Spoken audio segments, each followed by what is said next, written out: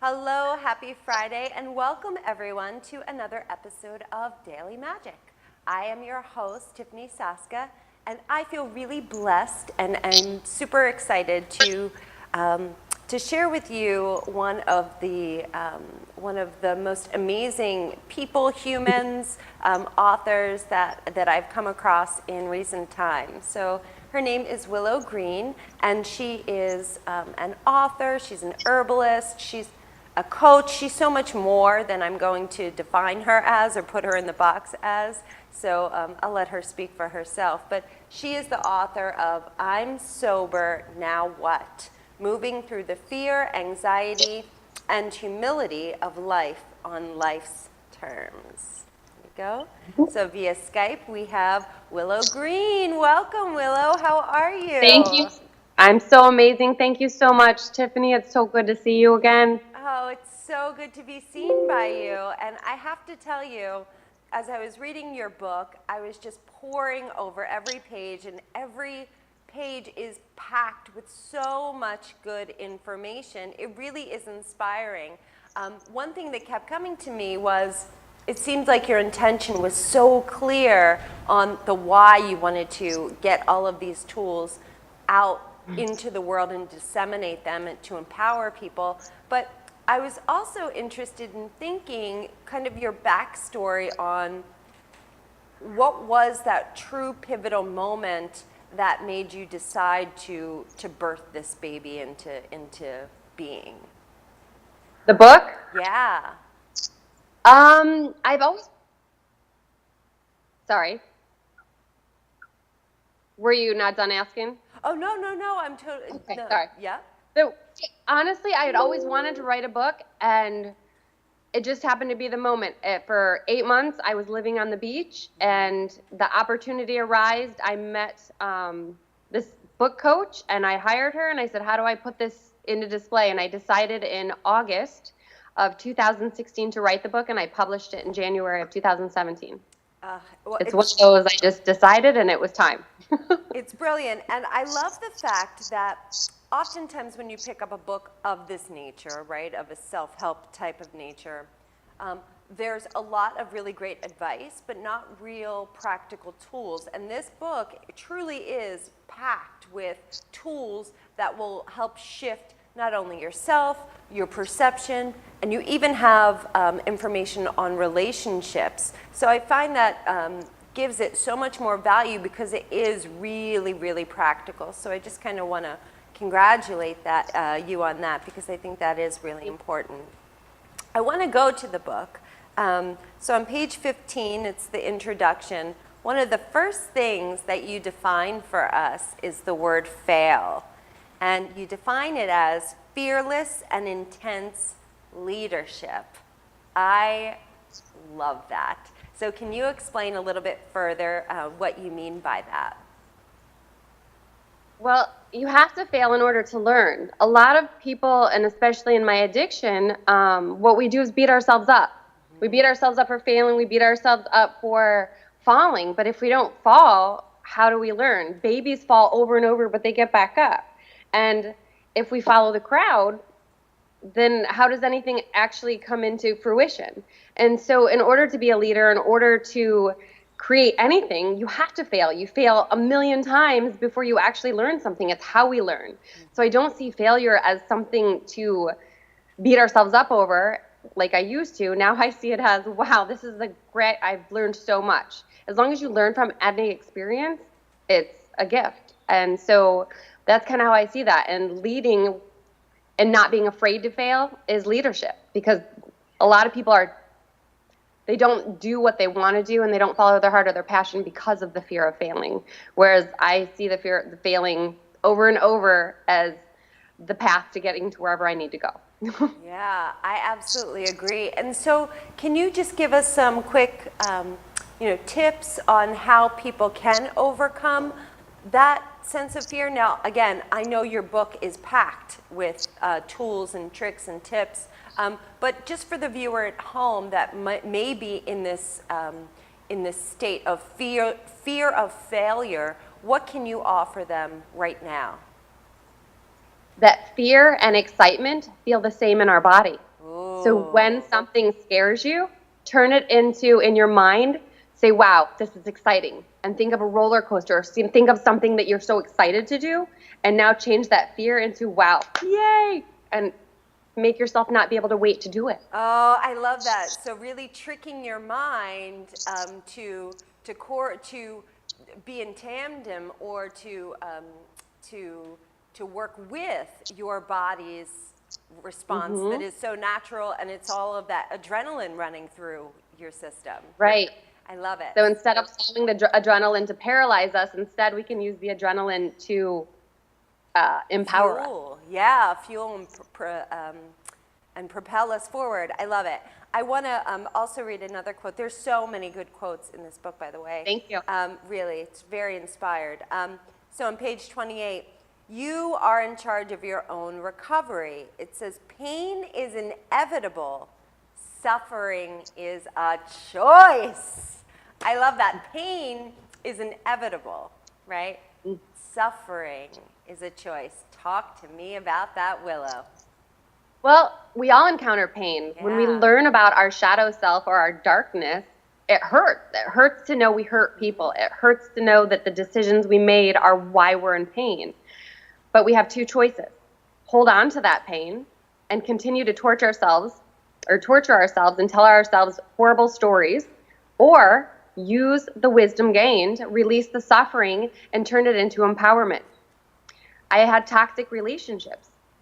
For example, I can choose to beat myself up and continue to suffer and continue to be a victim, or I can say, wow, that relationship sucked. So what did I learn from it? What did I learn from the experience? Why did I allow myself to get into this situation in the first place? And then really saying, okay, this, and this is where I saw red flags. I didn't acknowledge those red flags because of fear. So what can I do next time in this situation? And to move through it and to not get myself into that situation again. So if we learn from the pain that we cause ourselves, because the only way to learn, again, is through pain and failing and making the wrong decision. Like, there is no wrong decision if you learn from the experience. Yeah, and so it comes back to this listening to your own GPS system, your own internal guidance, and pushing, not even pushing, but flowing through these experiences, as opposed to choosing the upward flow or battling against the tides, per se, right? Yeah, it's just a shift in perspective. How do I view this situation? And suffering is playing the movie over and over in our head like a hamster wheel. Get off the hamster wheel. Yeah, absolutely. I want to talk to you about this couple, and I think it's really beautiful that you give so many case study examples about Jennifer and David. So we're going to pause right here. We'll talk after the break about Jennifer and David's relationship when we return, so stay tuned. Hi, I'm Christine Patton, the Juice Girl. The Champion Juicer has been my juicer of choice for years, whether I'm making a glass of juice or a large batch of juice for my juice bar. These juicers are simple to use and so easy to clean. Champion juicers are masticating, cold-pressed juicers. Two models are available, the Classic 2000 and the new Elite 4000. Besides juicing, both models can make frozen fruit, smoothies, nut butters, sauces, and even baby food. The Elite 4000 Champion Juicer also excels at juicing greens and wheatgrass. These juicers deserve to be called the world's finest. For more information, please visit my website at juicegirlpharmacy.com or championjuicer.com.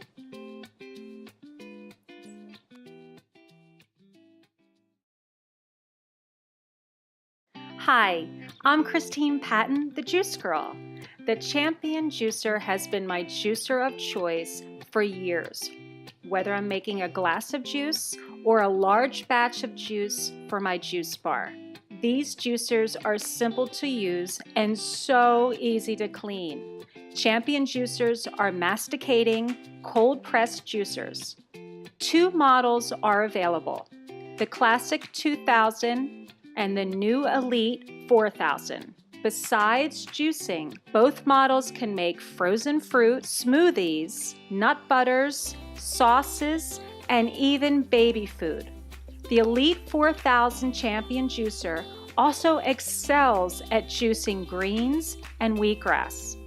These juicers deserve to be called the world's finest.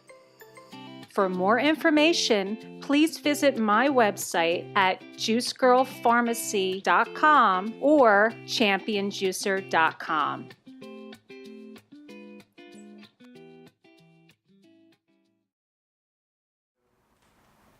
Hello, everyone, and welcome back to Daily Magic. I am your host, Tiffany Saska, and I am here with the author of I'm Sober Now What? Willow Green. Before we took a brief break, we were talking about these wonderful case studies that Willow has in her book, and I was wanting to talk a little bit more about the Jennifer and David case study. So Willow, would you like to talk to our viewers a little bit about that? What part would you like to know? Because it's been a while since I wrote it, and so I would love to hear what exactly about that, because I know that was a kind of intense case study. What part of it is triggering your curiosity? Yeah, so I think it would be helpful for our viewers at home to understand their background story, because I think a lot of us, as we're in relationships, experience this kind of interplay of the losing ourselves and the blaming. And so if you could just talk, and we don't even have to talk about Jennifer and David, because there's a lot of other relationship information, like the 5 love languages contained in your book. We can talk about that, just relationships in general. Well, relationships in general, and especially David and Jennifer, I believe,